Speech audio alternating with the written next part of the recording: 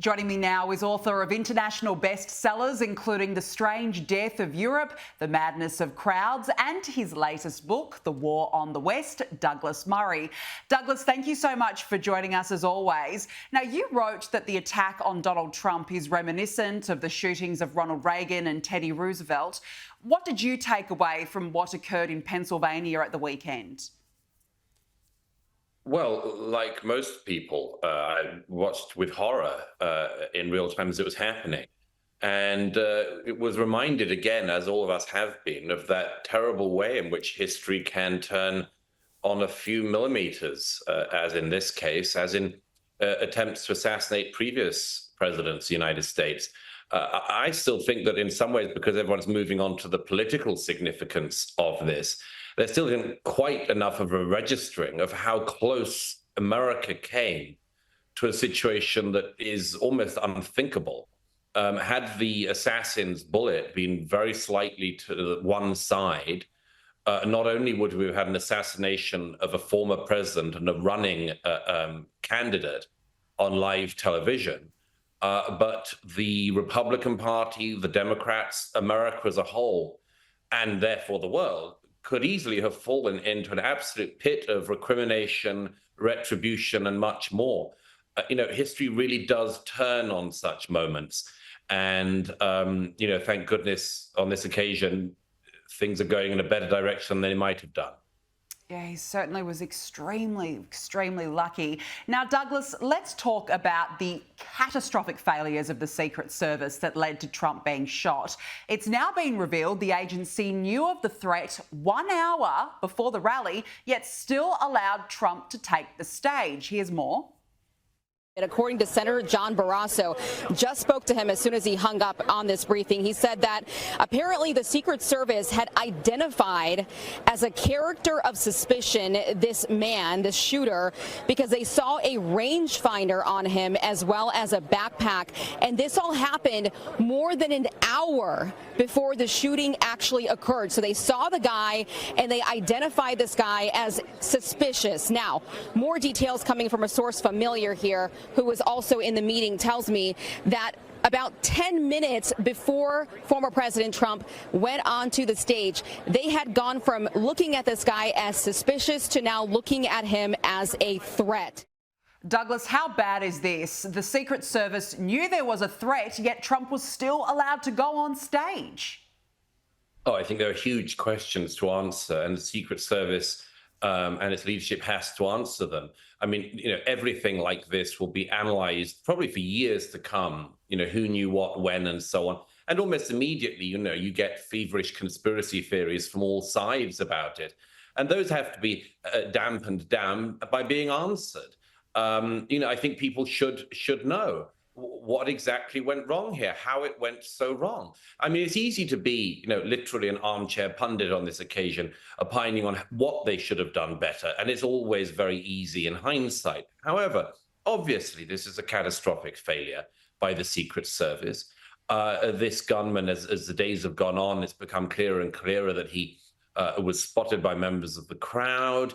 Now we know that the Secret Service were made aware that he was a threat. Now we know that the policeman got onto the roof and saw him and was pointed down by the gunman. Now we know that the head of the Secret Service, the director of the Secret Service, says that one reason why snipers weren't put on that roof was because it was a slopey roof and therefore presented a health danger, which is bewildering to many of us. I'm sure she has a good explanation for why it would have been so dangerous to have had another sniper on another slopey roof, and that's more important to protect the health and safety than the possibility of having a former president's head blown off on live television. I'm sure she'll answer that, but so far she's done rather badly in that regard. The Secret Service needs to have the trust not just of the people it protects, but of the American people. And it's going to have to do an awful lot in the days and weeks ahead to regain that trust. You're spot on. You're referring there to the head of the Secret Service, Kimberly Cheetle. She's actually Dr. Jill Biden's top pick for the role, so say no more. She's really gaslighting America over what happened. As you said, yesterday she was blaming a sloped roof for the oversight, and now she's got another excuse. Here it is. Was every element, every part of his, from the intelligence to the counter-assault team to the detail agents, to the shift agents. I mean, every element, top to bottom, of the advance in the operation was every element increased after you learned of this credible threat. What we increased was what we felt was appropriate for the former president and for that particular event on that day. We have been increasing the assets and the resources and the staffing that we have been providing to the former president since he was a presidential candidate and then the presumptive nominee. That's what I can tell you. That sounds like a no. Douglas, how does this woman still have a job? You know, people like her are an absolute liability because when the public see, you know, DEI hires, first of all, some people do get into jobs because they're simply competent. That still does happen, men and women and all sorts of others. But when people see DEI hires, you know, there's a sort of feeling like, well, you know, okay, Jill Biden might be able to put forward a favored candidate. By the way, I don't particularly think she should, for a school district, I don't know, discussion of LGBTQ, whatever stupid, relatively unimportant thing you can think of in the woke mind virus. But there are some things that DEI really shouldn't interfere in. And one of them, I'd have thought, is the operation of the Secret Service. One of them is anything that absolutely pertains immediately to life and death matters. You know, you just want the best. I feel sorry for some of the female agents who were captured on video last Saturday, because a lot of people, again, on the internet are having, you know, a certain amount of fun with them, albeit in rather dark circumstances. But I think there are basic things like, you know, if you're assigned to protect the president, shouldn't you be at least as tall as the president if you're going to shove your body in front of him? Shouldn't you be able to cover his torso and head? Don't you just want like very strong, beefy guys to do this? Is diversity very important in such a situation? I would say absolutely not. It's no more important to have diversity in the Secret Service than it is to have it in the NBA. We recognize that we don't need diversity in the NBA. We don't need diversity, and all of these sorts of DI hire nonsense that the head of the Secret Service is demonstrating and talking to.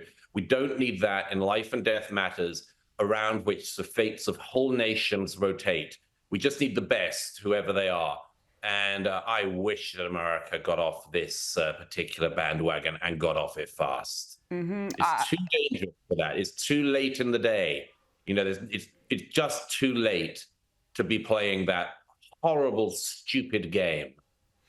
Yeah, it is. Well, it is way too late, absolutely. And I noticed that Kimberly Cheadle has been issued with a subpoena to appear before the Oversight Committee. So perhaps we might finally get some answers. But look, just on the diversity pics of the Secret Service, there was an ad that it put out actually bragging about its diversity pics. Have a look.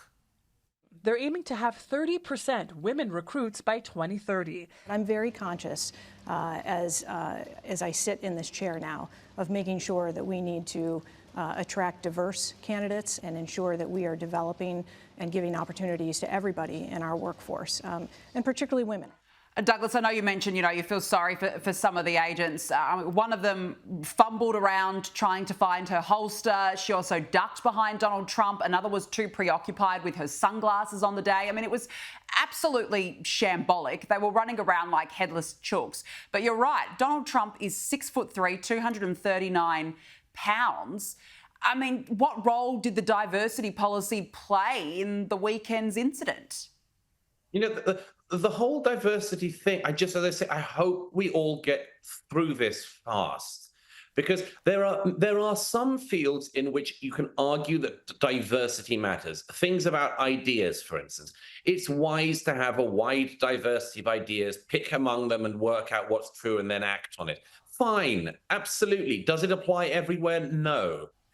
Why does she want 30% women?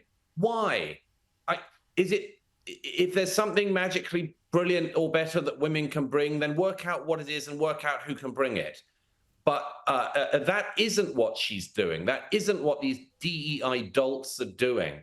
They are playing this infantile game, which works possibly in small sectors of very precise learning.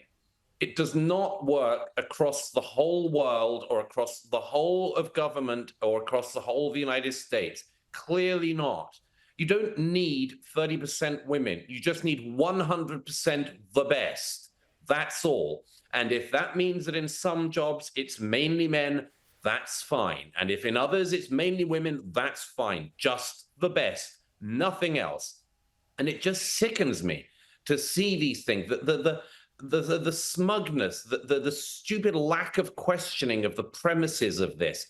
What does it matter what the DEI quota is if you almost had a former president assassinated on live television in front of millions? And, you know, as I say, it's just deeply shocking to me. And that in such an important field this should be going on. People like me have been pointing this out for years. I always used to say, you know, there'll be a time when the bridges start falling down and they'll realize you just have to get experts. But it's always worse even than I predict. It was not the bridges that almost fell down on Saturday night, but a former president running for the presidency. That would have been catastrophic for America. And as I say, anyone who played these stupid infantile games on these matters of life and death, and not just the matters of life and death of one man, but of the Republic, really should be nowhere near power. They should be as far away and as unemployed as it's possible for anyone to be. They're a danger. Yeah, they are a huge, huge danger. And Douglas, is half the problem that Joe Biden doesn't even know who is in charge of the department? This is what he said. Is it acceptable that you have still not heard, at least publicly, from the Secret Service director? Well, I've heard from him. But have you heard from her publicly? Publicly, I've sat down in a situation room downstairs. The Secret Service, the FBI, the national security agencies, the Homeland Security, all the major elements. Douglas, he thinks it's a man in charge, and we know it's actually a woman. How bizarre is it that the President of the United States has no clue who is the head of one of America's most important agencies? Well, as you say, I mean, perhaps Joe should have asked Jill, because the head of the Secret Service seems to have been Jill's pick. No, I mean, it's just goes from bad to worse with Joe Biden. We see no day is he better. You know, and no week will he be better than the week before. No month will he be better than the month before. That's the reality of aging and of whatever condition it is that Joe Biden has. And it's just bewildering to me that so many Democrats and so many people in the Democrat media have to keep on pumping him up as a candidate when it's just manifestly obvious that he's in no fit state to run in this electoral cycle, let alone to run for a position in which he's meant to be president still in 4 years. It's a deep insult to the American voting public and to Democrat voters who deserve better. Absolutely. Now, UK Foreign Secretary David Lammy said, quote, Trump is not only a neo-Nazi sympathising sociopath, he is also a profound threat to the international order. Douglas, David Lammy is not the sharpest tool in the shed. He once claimed that men can grow a cervix, but how problem is this sort of rhetoric? Well, you know, David Lammy is also, as I mentioned in my Spectator column this week, somebody who, when asked in a general knowledge quiz, which king succeeded Henry VIII, replied Henry VII. David Lammy is possibly the only person on earth who could actually benefit from listening to Kamala Harris talking about the nature of time and the direction in which it travels. But yes, I mean, I think this is an extraordinary demonstration of, you know, he's obviously ignorant on a wide range of issues, but he also showed in recent years that he doesn't only lack knowledge, he lacks wisdom and judgment. Because anyone wise and judicious would not, in any circumstances, be sending out stupid, abusive tweets about the president, the leader of Britain's most important ally, the closest ally, the United States, would not send out abusive tweets making completely ridiculous and absurd and insulting claims about him if he was a man of judgment and wisdom. But Lammy isn't. So here he is, completely predictably, in a situation in which he, as a member of the British cabinet and foreign secretary at that, will odds on likely have to face at some point Trump and the Trump administration back. And how's he going to manage that? It's a problem of his own making. Yeah, very, very clear. Now, look, Joe Biden has tested positive to COVID hours before he was due to give a speech in Nevada. Here's how it was announced.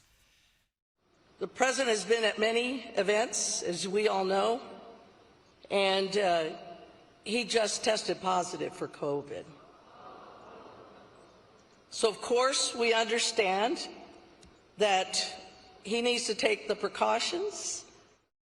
And here he was only last month saying a medical condition would be the only reason he would withdraw from the race.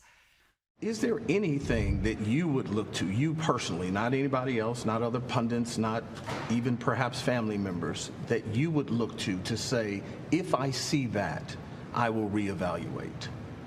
If there had some medical condition that emerged, if the doctors came to me and said, you got this problem, that problem.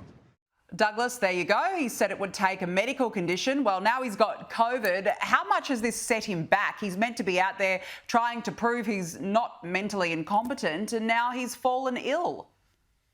Well, I'm not a doctor, but I can tell Joe Biden, you have got this problem and that problem. You have. Getting a COVID test, I mean, who does that anymore? Who tests positive for COVID? Anyway, it's not a good look. Jen Psaki, his former White House press spokesperson, who's now, of course, on one of the left-wing networks in America as a presenter, totally impartial presenter, of course, by the way, just said that that Biden getting this COVID, diagnosis and recovering from it, coming back from it, could be as important as Trump surviving the assassination attempt last Saturday and pumping his fist in the air to his supporters. I think not for the first time Psaki and the Democrat media, the loyalist lapdog media of the Democrat Party, are kidding themselves, but are not kidding anyone else.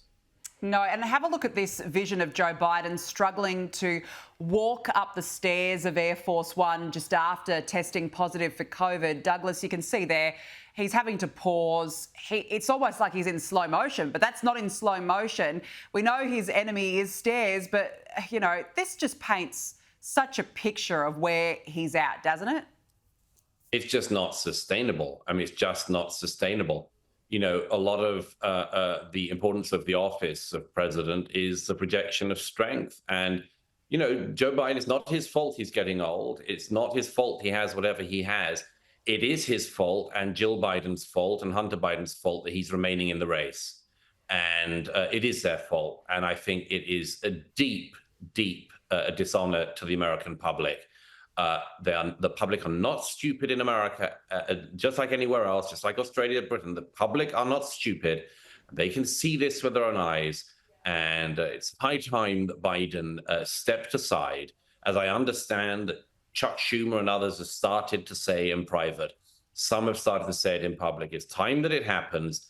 Of course, one reason, just finally, why there's going to be an additional problem for the Democrats is that, particularly after the events of the last week, Trump is doing so well in the polls that a fresh candidate, if they swap Biden out, is likely to fail as well. And therefore, they are unlikely to want that job. Well, that's a problem for the Democrats. But again, it's a problem of their own making. Absolutely. They've left it this long and not long to go till November. Now, before we let you go, Democratic California Governor Gavin Newsom has signed a first-in-the-nation law that bans school districts from requiring staff to disclose a student's gender identity or sexual orientation to any other person without that child's permission. Douglas, how dangerous is this? Well, Gavin Newsom is one of the people who may like to run for the presidency at some point in this cycle or a future one. Certainly thinks he's got the ability in him. Gavin Newsom is a great example of how far you can come if you just sort of present nicely on television. He's a menace. He was a menace as mayor of California. He's a menace as as mayor of San Francisco. He's a menace as governor of California, and this is just an example of it. The idea that children can be indoctrinated into the gender woo-woo cult and that their parents and others shouldn't know is an appalling breach of trust. The children belong, first and foremost, to their families, and they don't belong to Gavin Newsom. They don't belong to whatever bizarre woo-woo gender cult Gavin's backed this year. No. And I hope that voters in California, for once, actually react sensibly to the insane policies that Newsom wants to impose on their children. Absolutely. And once again, parents are left in the dark. Douglas Murray, great to speak with you. Thank you so much for joining us. Great pleasure. Thank you.